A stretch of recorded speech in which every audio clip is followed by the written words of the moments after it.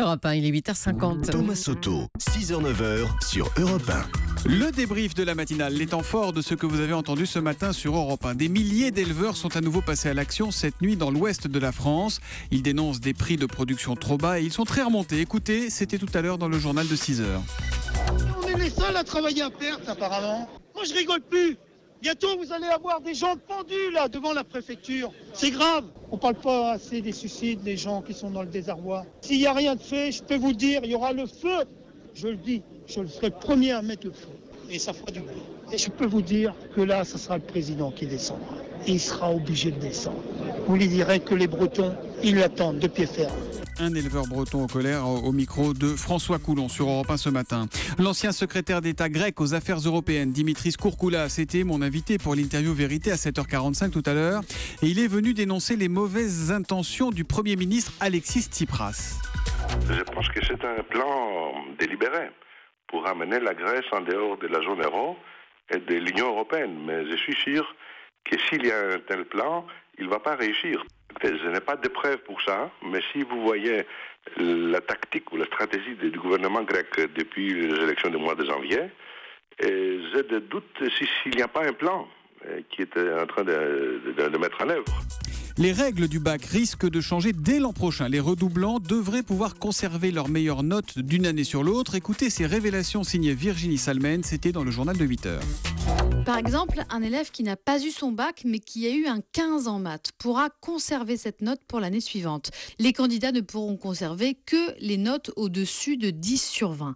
Alors certains profs craignent que les élèves aient un emploi du temps à trous et délaissent un peu les cours.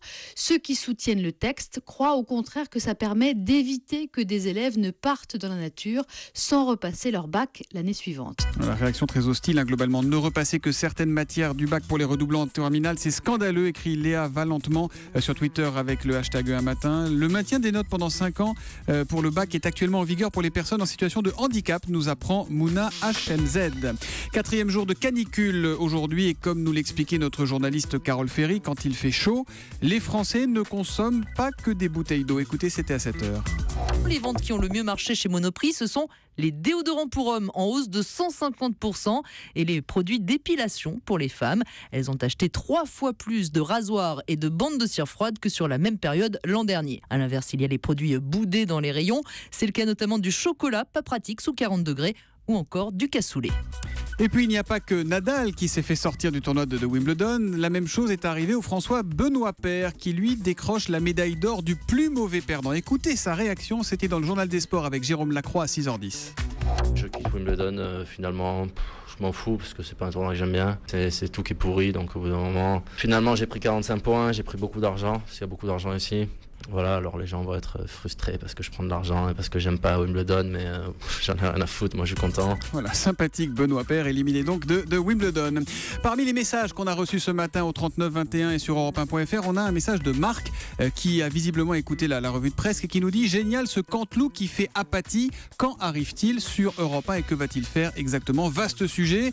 Pour y répondre, autant demander au principal intéressé. Bonjour, bienvenue Jean-Michel Apathy. Bonjour Thomas. On est très heureux de vous accueillir. Moi aussi, ce sont mes premiers mots sur Europe 1, donc comment dirais-je, j'ai un peu d'émotion. Voilà, il y a quelques minutes, vous avez achevé votre 2582e interview sur RTL. Chapeau, bravo, joli travail. Un logiciel les a comptés pour moi, j'ai pas une âme d'archiviste, mais il y a un logiciel qui disait c'est le 2582e, donc voilà. Mais le meilleur est à venir et c'est sur Europe. Alors qu'est-ce que vous allez faire exactement sur Europe à la rentrée ? Alors si j'ai bien compris, parce qu'on ne sait jamais, vous savez, si j'ai bien compris, je vais animer Europe Midi de 12h à 14h en compagnie de Maxime Switek. Donc, ce que nous allons faire, je pense, c'est donner des informations, parce qu'on est là pour ça. On ne va pas réinventer le journalisme, parce que ça, c'est pas la peine. Des gens avant nous le font très bien. Mais on va essayer d'introduire un peu d'humeur, d'apporter nos personnalités, nos choix, nos points de vue, de s'amuser quand on le pourra, parce que parfois l'actualité est grave, donc voilà. Mais parfois, quand on le pourra, donner une ou deux taloches, accrocher une ou deux personnes. Les taloches de Jean-Michel, voilà. On pourrait appeler ça comme ça, les taloches de Jean-Michel. Donc voilà, on part avec plein d'envie, plein d'idées, plein d'énergie, avant les vacances, vous vous rendez compte ? Ça commencera le 24 août sur Europe 1. Mais Jean-Michel, honnêtement, la politique va pas vous manquer ? Oui, honnêtement. 2582 interviews là-bas, la politique va pas vous manquer un petit peu ? La politique, Thomas, elle est partout. Tout est politique. C'est pas, je ne l'ai pas inventée celle-là, elle est vieille. Donc la politique ne va pas me manquer parce que je vis avec, je l'aime, et donc je ne la quitte pas, et je ne la quitterai jamais. Bon, donc il y aura de la politique. Tiens, écoutez ça, Jean-Michel. C'est officiel, l'UMP s'appelle désormais, vous le savez, les Républicains. Alors concrètement, pour les Français, qu'est-ce que ça va changer ? Rien. Ça ne va rien changer. Voilà. Bah c'est tout ? C'est tout, c'était mon analyse. J'espère qu'au Mercato, Jean-Michel, vous ne nous avez pas coûté trop cher, si c'est pour dire ça. Oh non, vous savez, on me paye 3 fois rien. Bon, merci Jean-Michel. De rien. Vous savez que c'est dans le contrat, vous allez vous faire chambrer tous les matins par Nicolas Canteloup. Je confirme d'abord toutes les informations qu'a donné Nicolas Canteloup dans son information, dans son intervention, et puis oui, rien, ça ne changera rien. Mais est-ce qu'il vous imite bien, Nicolas Canteloup ?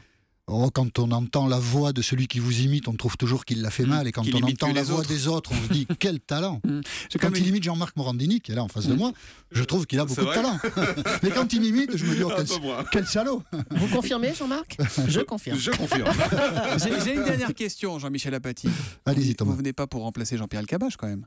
Je ne viens pas pour remplacer Jean-Pierre Elkabbach parce que, donc c'est une raison qui ne supporte après aucune contradiction, Jean-Pierre Elkabbach est irremplaçable. Merci beaucoup, Jean-Michel Apathy. Bienvenue dans votre nouvelle maison, bienvenue chez vous. Je suis très heureux de vous rejoindre. Ça commence donc le 24 août à midi avec Maxime Switek et ça s'appelle Les Taloches de Jean-Michel. Ça s'appellera non définitif. Ça s'appellera autrement, ça s'appellera Europe Midi.